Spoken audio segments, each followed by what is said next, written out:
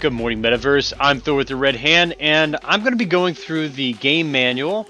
I did a reading of that, which is going to be linked in the description below. But now I'm going to go through the different sections and talk about my thoughts on it, my theory crafting, things that I've heard from the community and from some of the development team members that might help you get a better idea of what to expect and the type of things that I'm going to be focused on as the different stages are released. And things that I hope to see from the roadmap. So first we're going to be doing the tech demo and the pre-alpha stages of development that are upcoming at the beginning of this year 2023. So let's get going. So tech demo, this is going to be the portion of development that is actually more an internal demo for the development team predominantly, potentially for some early access, some community members, but not a full open community access.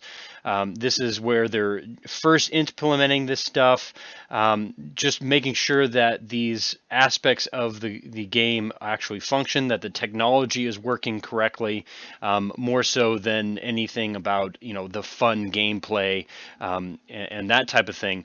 And tech demo, limited access if there is access. I really hope that a few key members of the community are able to get involved in this. I know Star Atlas has done a really good job about doing that in the past. I'm always hoping that I would be one of those key members, but seriously, there are some community members that would be great to get involved even in the tech demo aspect of it, that can give some real good feedback as to the functionality of these game pieces. And the more people trying to test and break the system and then fix it, the faster that iteration process is going to happen. And then moving from the tech demo, and so I'm just reading through some of the key features that are going to be there from the very beginning. You're going to have the 20 additional resources on top of the R4 crafting, star-based crafting, planetary resource extraction, so some really big game loops. You'll have 51 star systems, so that's actually a decent sized playing board to work on. You have the security zones, and the central space stations, and so the hubs, the starting points of where we're all going to begin the journeys. And then the localized cargo management. So in individual areas, your cargo will stay at a star base if you go to that star base and you put the cargo there. So it's compartmentalizing the different parts of the board to be very unique from one another. And then the ship models, the metadata and metrics, that's all important. The fleet formation, spawning and management, the core concepts of having that fleet there. And so, as it says in the description, the primary purpose of tech demo launch is for Automata engineering team to test, augment, and validate the technology of Sage on DevNet. So this is on the development network of Solana. This is not real assets. This is just for testing purposes. Okay, cool. I think I've hit that up enough. Wanted to make sure that people understood that's not the version that the community is going to get launched into. Now, I believe what the last thing I heard from Michael Wagner was that targeting February for the pre-alpha launch, which is the community is more opened up to the pre-alpha to be able to get involved and participate in this part of the development. This has the medium risk zones, the dark spaces in between the star path areas. Your council rank will be active, your ship loaner system, and I'm interested on this, how they're going to present the ship loaner systems. Now, on several occasions from Michael Wagner specifically has said that the Star Atlas development team is not going to build out the leasing system for ships.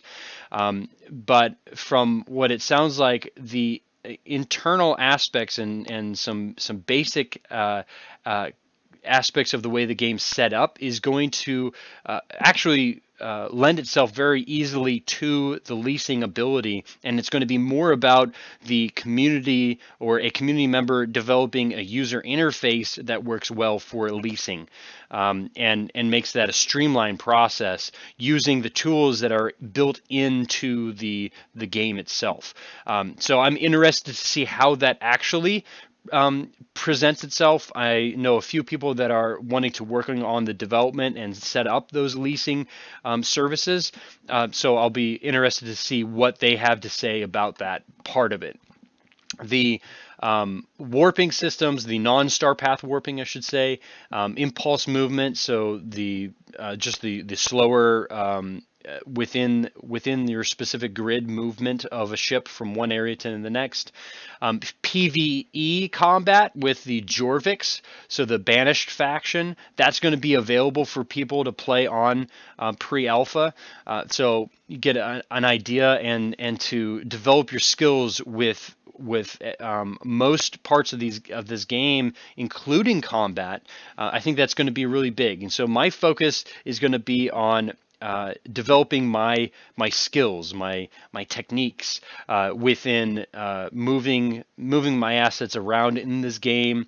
What are the optimum strategies for engaging in PvE combat, and then get us to the point of PvP will be the next stage beyond pre-alpha.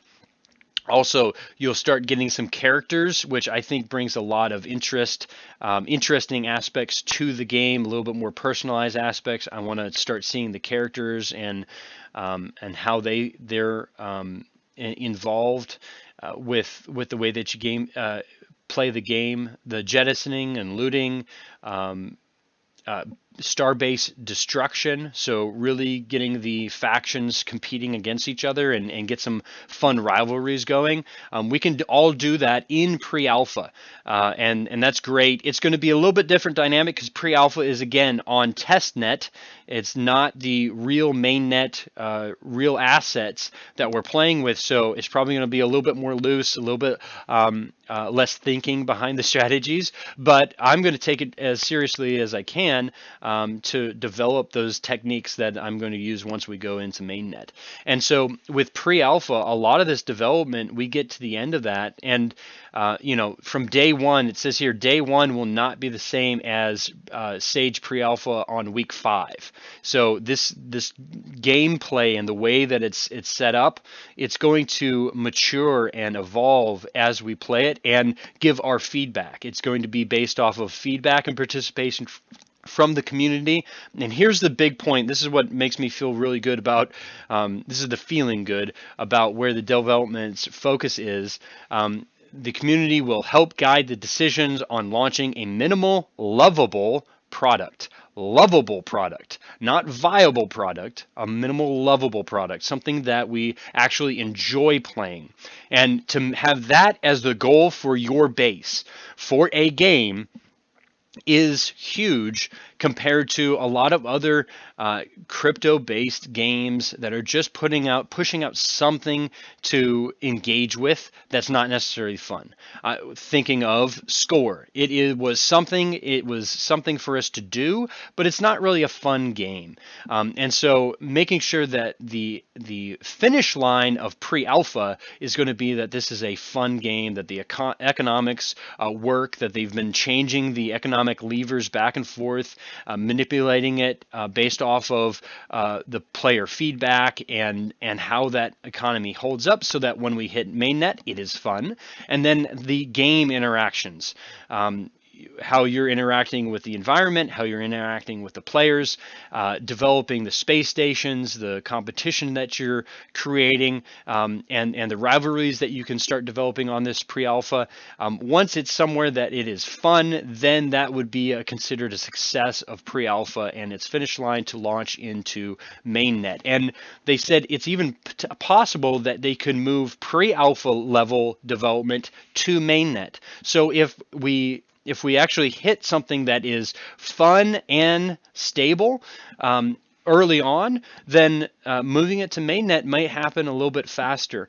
But they're not going to push it out and just get something out there. They're going to wait until it's something enjoyable. So I think that's all really good stuff. And yeah, so hopefully that was helpful understanding the difference between the tech demo and the pre-alpha. It's both going to be on the main on the test net, where we're testing things out, trying to break them. The community's involvement is going to be key.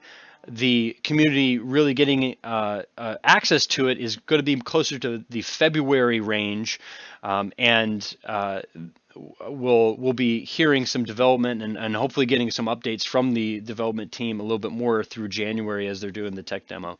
And then as a community, we could jump in and start getting our feet wet and learning how to play this game and to get good and develop strategies. That's going to be some great conversations. I look forward to having that with you guys. Hopefully this was helpful, and don't worry about liking or subscribing, but if you know someone that is interested in Star Atlas and has been waiting for something that's really playable and fun, then go ahead and share this video with them so they're up to speed by the time that we're actually doing stuff. And if you could do that, then today was a good day. Good morning, Metaverse.